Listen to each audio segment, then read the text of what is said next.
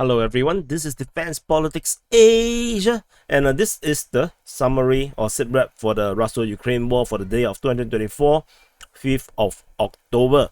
So let's start off with weird statements, and this time around, this weird statement is coming from Russia, and actually it's not so weird, but it's actually weird also. Yeah, so the top Russian MP blasts the Russian Ministry of Defense reporting as untruthful. So I know what you're thinking. Don't cope. Nice cope. Whatever. So anyway, so what they are saying is that the Russian Ministry of Defense is not transparent enough about what is happening in the military operation in Ukraine. Insisted by Andrei Kartapolov, the chairman of the State Duma, the lower house of the parliament in Russia. Which is the chairman of the State Duma Defense Committee. Sorry, I should have finished the whole sentence. So he spoke live on the show, and he said that so he's a colonel general apparently, that he said that the Ministry of Defense should stop hiding information from the citizens and be more truthful in its reports. And I say that Russia is now in danger because the enemy is currently in Russian territory, referring to the Belgorod region. So Belgorod region is actually here, this Belgorod region, and that all the villages bordering Ukraine has been destroyed, and the city of Luiki, not too sure where's Luiki, has been under constant fire by Kiev. So he said that none of this information, however, is reported by official sources.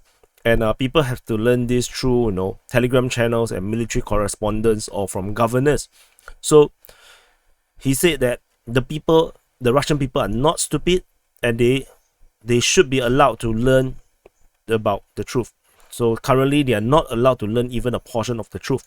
And this leads to a loss of credibility in the eyes of the Russians. And this is actually the exact same complaint that I have been making of the Russian Ministry of Defense reporting. I just only posted about it just recently, and I actually complain about it very often because the Russian daily report is essentially useless. I cannot really map the map at all. I can't really tell what is happening. It's just the Russian Ministry of Defense boasting about how many people they killed, how many things they destroyed. Is stupid. And this thing had an immediate effect apparently. 2 days, just I think an hour or two ago, the Russian Ministry of Defense report for today, which is reporting on yesterday's things, on which is the what we are covering now, the 5th of October, just came out. That means by right, usually the reports from the Russian Ministry of Defense comes out around 12 o'clock local time, which is Ukraine time. But today the report came out after 2 p.m. It's 2 hours late. So perhaps this complaint has been heard. Maybe decree has been come down from the top to get the Ministry of Defense reporting to be more descriptive of what is actually happening. And I can tell you today's report from the Russian Ministry of Defense is a huge improvement. They talk about attacking and defending on the Russian perspective, and later I will show you as we go along. So there is no Russian aircraft shot down by Ukraine. There's no report from the Ukrainian MOD about that. Moving to the southern front and the Mykolaiv front, the Ukrainian forces are doing regrouping. So there is, according to the pro-Russian source Ryba, they say that 3 columns of vehicles and equipment has been moving out from Mykolaiv. So in the various directions, some of them is actually moving towards Kryvyi Rih front, or the old Kryvyi Rih front, which is now what we call the Kherson front, and there is other groups moving moving northward. So one group is Novi Bro, and another group going where. So the Russian this Russian analyst is not sure where the others are moving. They are currently thinking that they might be being redeployed towards the Luhansk side, the Kharkiv region. So anyway, so you see, as they read, they wrote, it's not certain where the other 3 columns with personnel and equipment are going.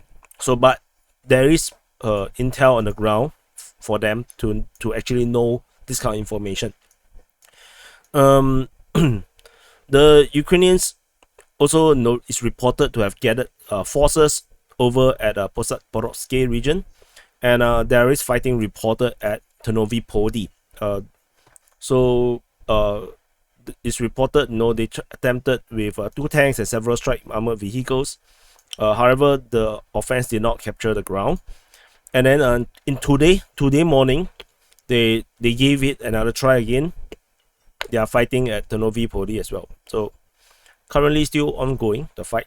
However, they are not saying that the fighting is at Ternovi Poli. They just say the fighting is coming from the vicinity of Novogrigorovka, which is Novokhyrovka over here, which basically I think is still the same battlefield. It's still Ternovi Poli. So this is what we have from the Mykolaiv front. Over at the Kherson front, or the Kherson front, we have a MiG-29 shot down over Novovolodymyrivka. So this one is reported by pro-Russian source Rybar. There's a MiG-29 shot down over this location. And the Ukrainians continue to try to attack. After yesterday's pause, they seem to have paused the attack, right? So after regrouping, I think, catch our breath, because chasing after the Russians for this far, is actually pretty exhausting. So there's fighting reported at Kostromka, and also fighting reported at, let me see, this one, at Nova Kayamka. So this is reported by pro-Russian source Rybar. It seems like this new line of defense is holding up. Surprisingly, you guys that are pro-Russian don't need to use your tissue, because the Russian lines held. And in today's report, there is more report of fighting reported at Sadok. There's also fighting reported at Sadok. So yesterday, this one is reported by the Ministry of Defense of Russia. So like I said, there's an improvement to the Russian Ministry of Defense report. Suddenly they are talking about the fighting.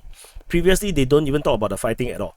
So they say that 4 different battalion tactical groups are attempting to break through at 4 different locations.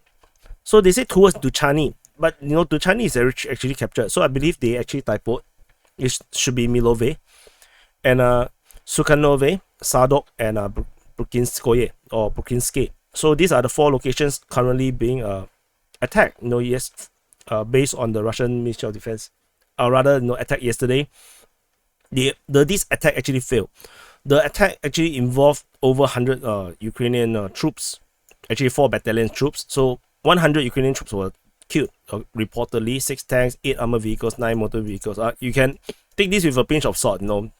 Just rain it. Don't, because I don't really care about all these numbers. So, but the thing is, the line held. Surprise, surprise. I didn't expect that to happen. So apparently they managed to hold the line. So I should stop making predictions then. So this is not looking good for the Ukrainians. If the Russian line held, and then we are looking at more and more reinforcement going to come soon, that is not going to be good. And for the aircraft getting shot down over so far away, that also suggests a severe lack of a surface-to-air missile.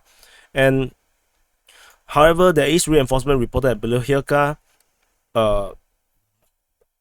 right before the Russians destroy all the pontoon crossings in this region. So they have destroyed the pontoon crossing at Novokhyrovka, Bila Krasnisia, and Velike Artakove.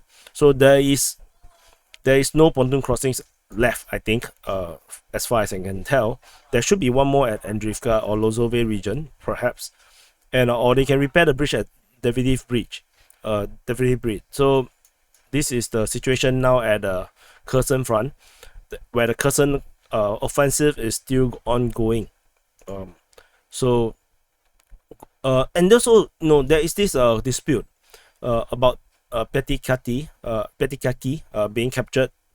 Rybar's mapping put this as under Russian control, and based on the intel, the report of fighting by Rybar, it seems like this location is still under Russian control. Previously, it was reported by Boris Rosen, also a pro-Russian source. When the Russians are being routed across the entire Kherson region here. So maybe he get too excited. He put one more location, but we shall see if this continue to be reported to be fighting north of this location. We will change the front line. Moving on to the Zaporizhia line, we have nothing at Zaporizhia. Moving on to the Donetsk front. At the Donetsk front, there is an airstrike reported at Novy Koma. So according to the Russian Defense Ministry, and there is fighting reported at Novomykhailivka as usual by the Ukrainian Defense Ministry. There's fighting reported at Krasnohorivka by the Ukrainian Defense Ministry as well, the report. No fighting was reported over at the Pervomaiske region though, the Pisky region. It's kind of weird to not hear anything from there. There's a aircraft, Ukrainian MiG-29 shot down over Novohorodivka or Novogorodovka in Russian. And there's also a Sukhoi 24 shot down over Sviridonivka. So these two are shot down. Again, it's a bit deep, if you ask me, 20 at the 20 kilometers, 20 over kilometers at the shortest range. Effective, you'll be like around 30-35 kilometers away from the front line. But this is a bit deep, if you ask me about getting your airplane shot down. So there might be a serious lack of surface-to-air missiles on the Ukrainian side. They have manpads, but I don't think they have the big ones, the surface-to-air missile. And there are reports, constantly of S-300 radars getting destroyed by the Russian side. So the Ukrainians are definitely having some surface-to-air missile defense problem. Moving on to the Bakhmut front. At the Bakhmut front, where the Russian main offensive is ongoing, there's fighting reported at Mayosk, which is super weird because someone should really map it out. How far, where is exactly the fighting by the the official sources, because it was previously reported as captured, but we are still reporting fighting after so long. There's fighting reported at Oradivka, according to the Ukraine Defense Ministry. The Russian Defense Ministry reported that they have captured Zaysevo or Zaysevo.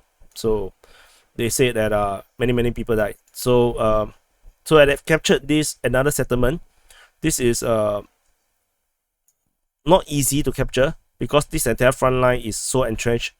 And after capturing here, there is another entrenchment here. So there is a countless entrenchment, which is why I say the Ukrainians are really good at defending.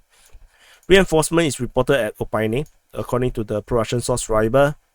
Fighting is reported at Bakhmut, according to the Ukraine Defense Ministry. And so is fighting at Bakhmutske as well as Soledar. All this information by the Ukrainian Defense Ministry. Ukrainian Defense Ministry. Okay?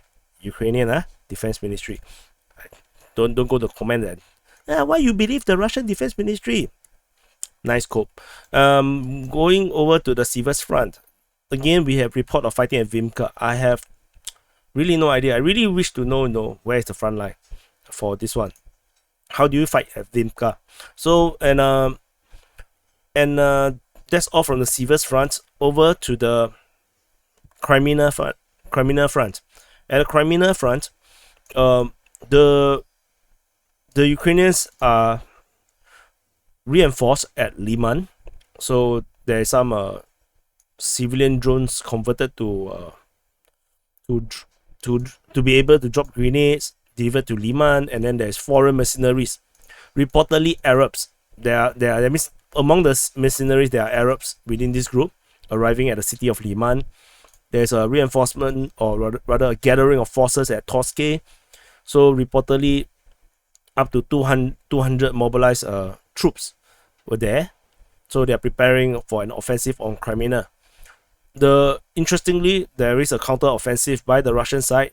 So according to the Deep State UA, the pro-Ukrainian source, attacking from Crimea, they reported that the attempt had failed. But according to the pro-Russian source, Intel Slava reported that the Cossack headquarters of Cossacks reported that their 208 regiment launched a counter-offensive, and they advanced 6 kilometers towards Liman and captured Dibrov. So Dibrova has been captured by the Russian forces. But usually this kind of information coming from a Cossack, from my experience, is not very reliable. So I just have to call this out first, that such information is not very reliable. So we might suddenly see that Dibrova is actually still under Ukrainian control. That is possible. So and there is a continuous probing by the Ukrainian side along the road of Svatove and Crimea. So this entire road continued to be probed. Probably most likely is around the Pischane Chervono-Popivka region. And moving further up north, there is a fighting reported south of Ploshchanka here, and there is also fighting reported east of Makivka. So Makivka is reported as captured by the pro-Russian source Ryba, along with Kharkivka. Kharkivka is captured. The report is coming from Ukrainian defense. Deep State UA, the pro-Ukrainian source first, and then the pro-Russian source actually reported it for the Makivka one, along with Grekovka, which is actually Kharkivka. So anyway, sorry for my pronunciation. I'm actually eating a sweet, and then because I'm sick. Yeah, so eating a luzonge. So anyway, over at the Svatove front, the Ukrainian forces has captured Pershotravneve.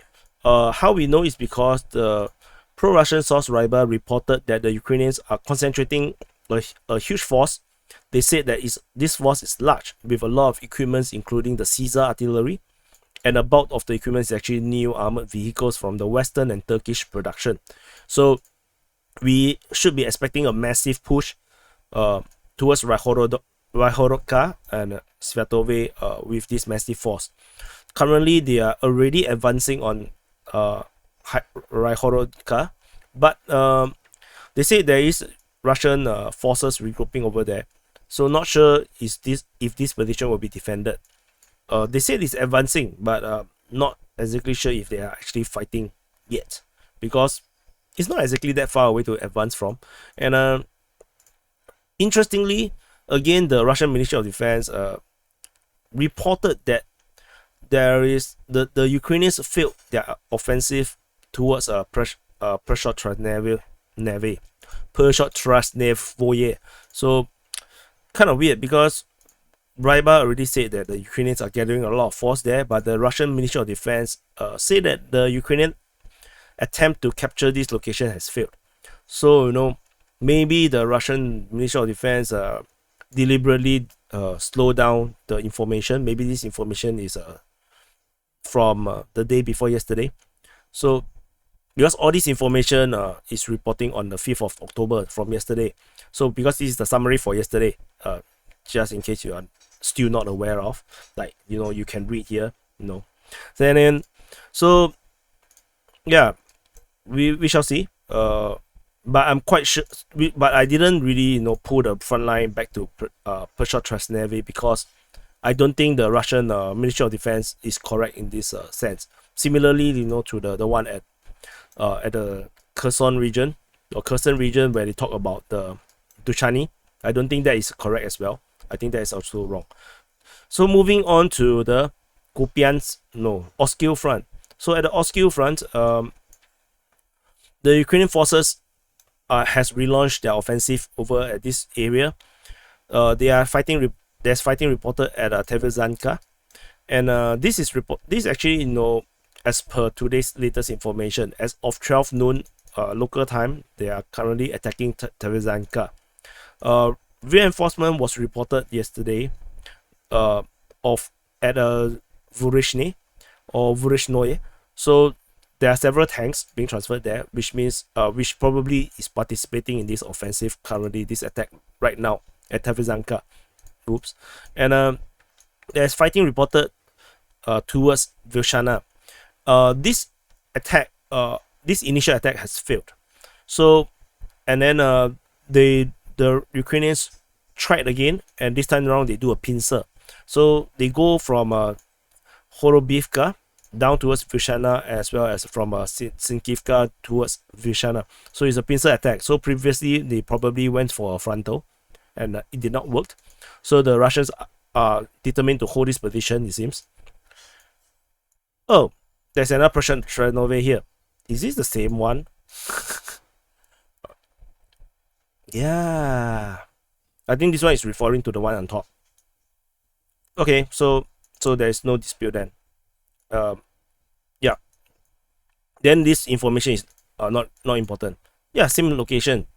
No freaking Ukrainians. So anyway, that means this fighting is now reported already. This is reported by pro-Russian source Ryber, and the attack has not yield results yet. The Ukrainians have not captured this location. Then the Ukrainians actually launched an attack at Oyansky, and they are also fighting towards Kaislivka. So they are but they did not reach the settlement. They actually got stopped at Stepova Novoselivka, where there is a lot of information. This is reported by both Ryber and pro-Russian source. Ryber, the pro-Russian source, and the Russian Ministry of Defense. And so the attempt now is currently, they're attacking across multiple fronts. They are going towards Berestove here. They're trying to go for Kaislivka here, Oryansky here, Peshatrevneve, and Vyshana. So you can see that this offense, is rather huge. And we shall continue to, keep track. And basically, this is the whole summary. And it's only just 22 minutes into this video. It's weird, if you go back to old sit reps or old summaries, the sit rep actually goes on for 40 minutes.